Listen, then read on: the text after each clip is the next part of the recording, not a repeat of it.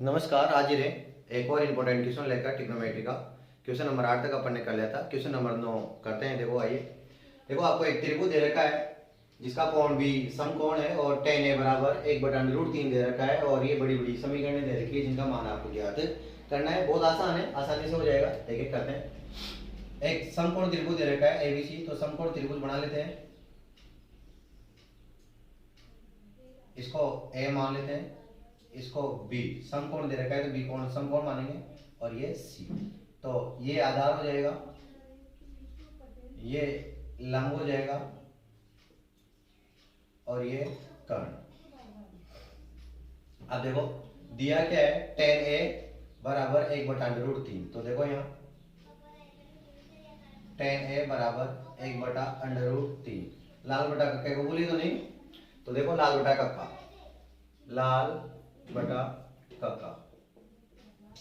ये साइन का मान है, ये कॉस का है, ये टेन का है, ये कॉट सेक और कोसेक। तो टेन का मान है लंब बटा आधार। तो देखो लंब और बटा आधार, लंब हो गया 1 और आधार हो गया √3। इसमें पाइथागोरस प्रमेय लगा देते हैं। पाइथागोरस प्रमेय मैं आपको बता दूं कि अपन पाइथागोरस प्रमेय का प्रयोग इसलिए कर रहे हैं क्योंकि अपने पास लंब और आधार तो है, कर्ण नहीं है। तो कर्ण ज्ञात करेंगे। और कर्ण क्यों ज्ञात कर रहे हैं, क्योंकि अपन को साइन और कॉस का मान चाहिए। देखो यहाँ साइन और कॉस का मान चाहिए, तो साइन और कॉस दोनों में नीचे क्या आ रहा है, कर्ण आ रहा है हर में। तो कर्ण का स्क्वायर बराबर आधार का स्क्वायर प्लस लंब का स्क्वायर।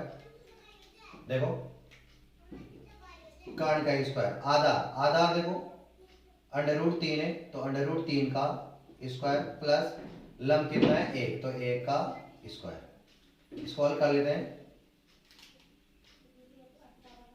कर्ण का स्क्वायर बराबर √3 का वर्ग करेंगे तो 3 आ जाएगा, 1 का वर्ग 1 ही होता है।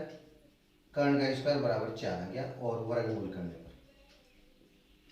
करने पर तो k बराबर आ जाएगा 2।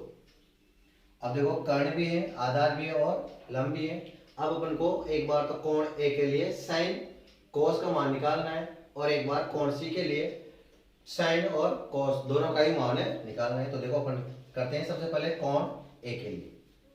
कोण A के लिए, तो कोण A के लिए आधार क्या होगा, ए भी होगा, मतलब आधार यही होगा जो दे रखा है।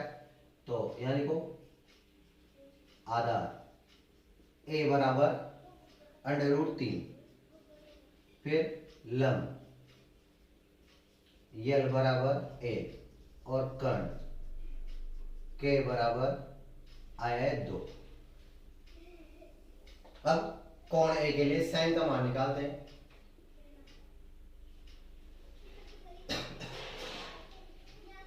कोण A, चलो डायरेक्ट कर लेते हैं। कोण C के लिए, कोण C के लिए, अब कोण C के लिए आधार क्या होगा, देखो कोण C के लिए अपन को इसको यहाँ थोड़ा सा टर्न करना पड़ेगा, तो इसको घुमा देते हैं यहाँ से यूं।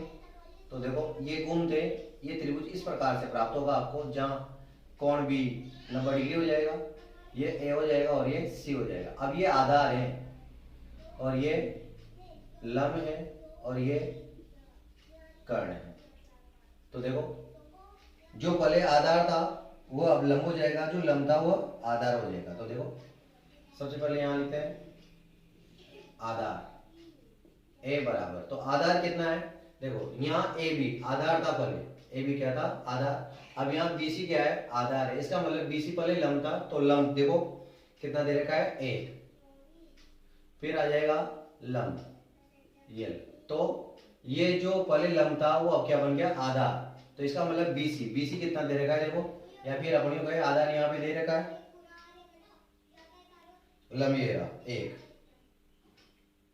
सॉरी यहाँ लिख लेते हैं, ये A √3 है और ये लंब है 1, तो ये लंब हो जाएगा 1। तो जो यहाँ पर लंब है वो तो यहाँ आधार हो गया, और जो यहाँ पर आधार है वो हो जाएगा लंब। और कर्ण कभी चेंज नहीं होता है, तो 2 ही आ जाएगा। अब देखो पहला क्वेश्चन करते हैं, थोड़ा आसान हो जाएगा इस तरीके से। अब जब अपन साइन A का मान निकालेंगे कोण ए के लिए, तो यहां से मान रखेंगे, और जब अपन सी का मान रखेंगे तो यहां से मान रखेंगे। तो देखो पहला क्वेश्चन है sign A cos C plus cos A sign सी। अब मान रखते हैं, थोड़ा केयरफुली देखना। साइन ए लंब बटा कर्ण। अब देखो लंब बटा कर्ण, साइन का मान रखना है लंब बटा कर्ण। तो साइन ए है ना, तो ए के लिए यहां से लिखेंगे लंब बटा कर्ण, मतलब 1/2, 1/2।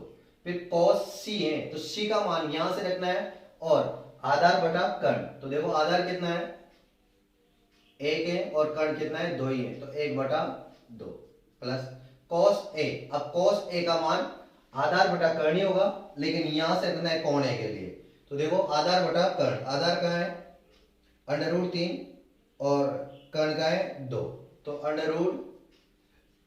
√3/2। इसके बाद में साइन सी। देखो साइन का जो सूत्र होता है लंब बटा कर्ण होता है, लेकिन जो साइन सी का मान रखना है वो यहां से रखना है, वो कोण सी के लिए। तो लंब बटा कर्ण, तो लंब तो दे रखा है √3 और कर्ण है 2, तो √3/2। ये अपन ने मान रख दिया। चाहो तो यहां लिख सकते हो आप sign A cos A sign सी और कॉस सी, इनके मान यहां रख देता हूं। देखो साइन ए का मान है 1/2, कॉस सी का मान भी 1/2,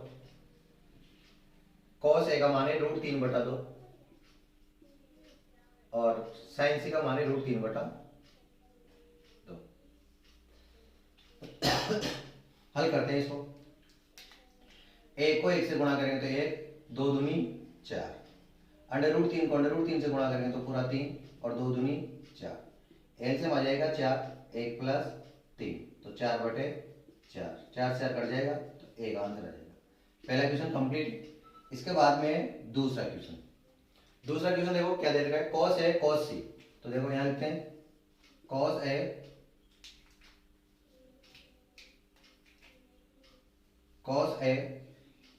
cos C minus sin A sin C। मान रखते हैं। अब तो यहां लिख ही दिया मान, यहां लिख ही दिया मैंने, तो यहां से लिख सकते हैं cos A का मान देखो कितना है, cos A √3/2, √3/2। फिर cos C का मान देखो 1/2, ये 1/2 माइनस sin A देखो 1/2, और sin C का मान देखो यहाँ √3/2।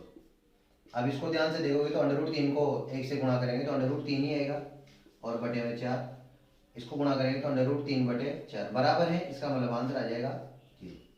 ये आपका सिंपल सा क्वेश्चन था, जो बहुत ही आसान तरीके से मैंने आपको समझा दिया है। Thank you very much.